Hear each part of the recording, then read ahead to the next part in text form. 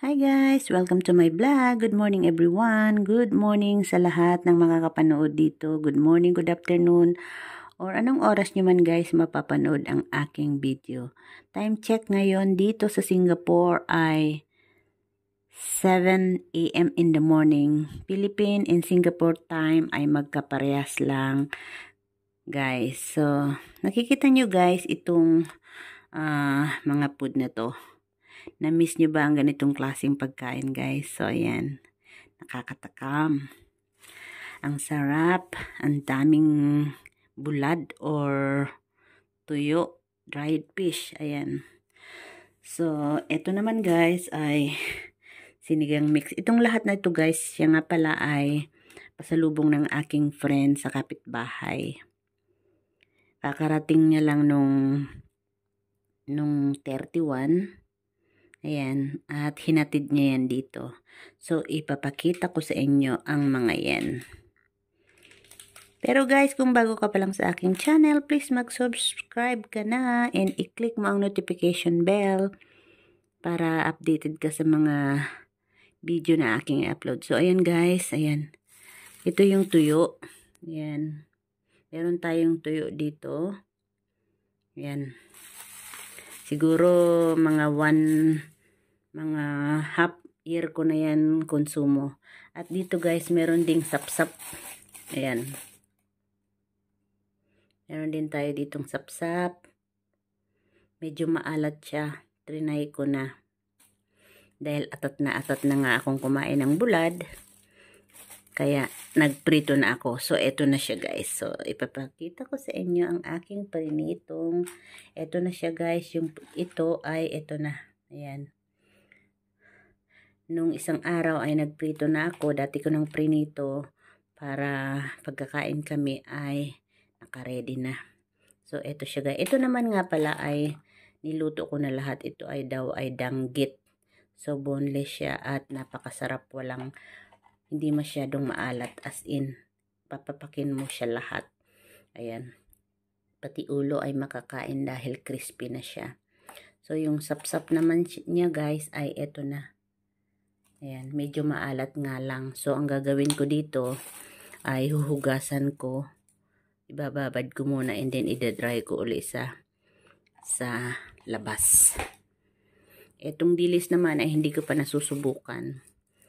So, meron din siyang suman, which is ibus. Ayan. Ito ay dati na medyo malalaki. Ngayon ay lumiit na. At hindi ko alam kung ano ito. Malagkit or kamuting kahoy. At meron tayo guys ditong pangsigang. Nagpabili ako sa kanya or sinabi ko bago siya umalis, damihan niya ang sinigang mix. Dahil dito guys, isang ganito ay $1 na. $1 ang isang ganito. So, napakamahal dito guys. Samantalang sa Pilipinas ay baka 14 pesos o hindi ko lang alam. Not so sure. So, may mga tindahan dyan. Manay Helen Store Vlog, magkano ang isang ganito? Dito is $1. So, means 41 pesos. So, meron akong 24 pieces na sinigang mix. Merong pang isda.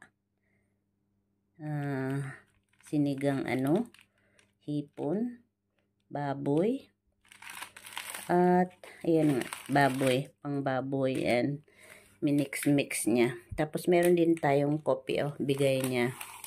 Ayan, kopi, At sinamahan niya rin, ang alam ko guys, ito ay galing lang dito. Ito ay, tawag dito, banana cake. At ito yung charan! Hindi ito balot guys. Ito ay itlog na pula. Itlog na pula. Itlog na maalat. Itlog ng pato. Salted egg. So, ayan. Binalot niya sa Ay. Ano to? Ito pa siya guys. May nabasag. Ayan. Itlog na pula din. Ay, itlog na pula. Itlog na maalat. 2, 4, 5 pieces. Tapos, ito naman guys ay siguro galing lang to dito. Konsumo niya ay binigay sa akin. At ang expired niya ay 2028 pa. Okay?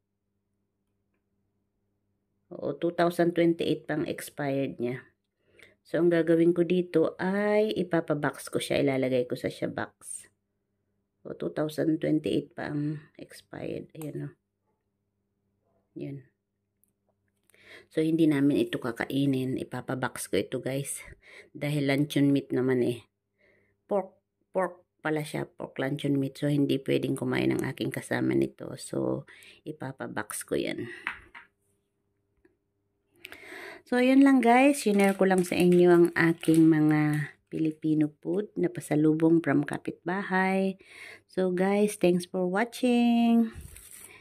Charan! Sarap niyan guys. At ito ang aalmusalin namin later. Plus this one. So, bye na guys! Thanks for watching! Shout out everyone!